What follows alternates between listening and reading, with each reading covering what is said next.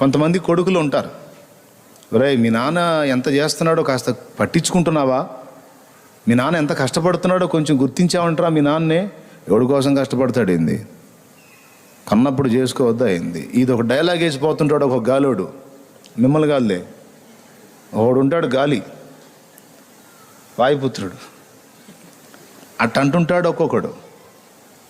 అమ్మాయి మీ అమ్మా నాన్న ఎంత కష్టపడుతున్నారో గమనించావా, వాళ్ళకి అసలు ఏమన్నా అర్థం చేసుకుంటున్నావా, వాళ్ళు ఎంత త్యాగం చేస్తున్నారో.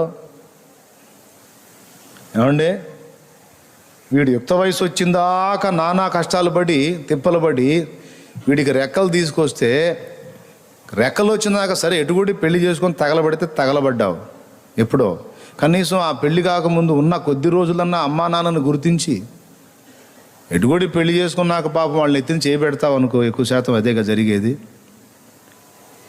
ఉన్నంత వరకైనా